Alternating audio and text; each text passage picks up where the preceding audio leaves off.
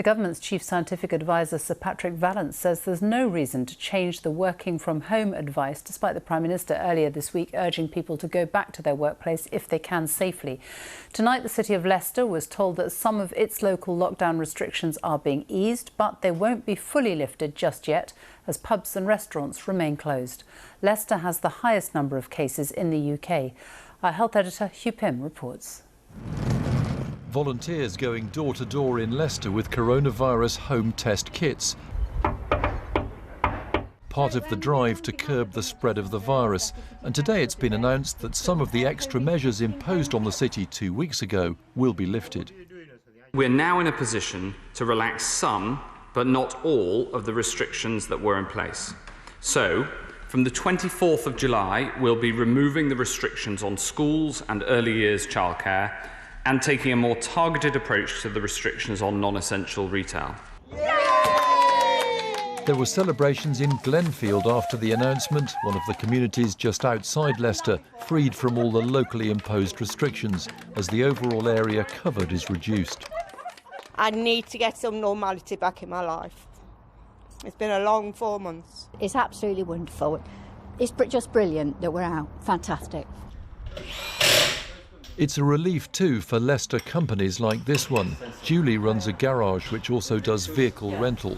She says trade had been picking up, but then the new measures were imposed and she's still concerned about the effect on her business customers. It felt we were improving, we were moving forward.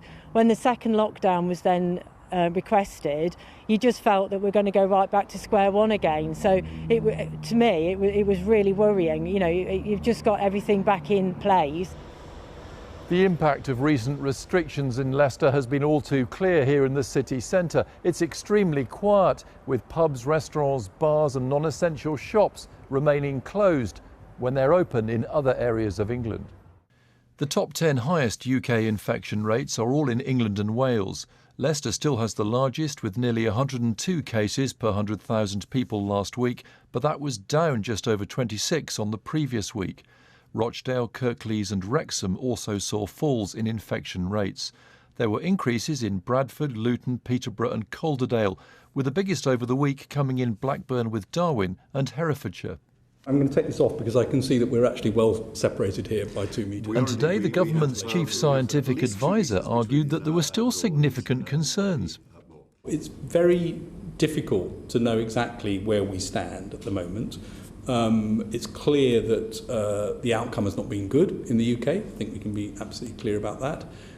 It's also clear that you can see a band of countries that have done less well.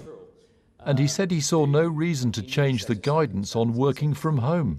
Of the various distancing measures, working from home for many companies remains a perfectly good option. Sir Patrick went on to say the virus may well come back in different waves in future years, a reminder that lockdown restrictions of some sort may be in place for a while. For now, some tighter rules, including pub closures, are still in force here. Hugh Pym, BBC News, Leicester.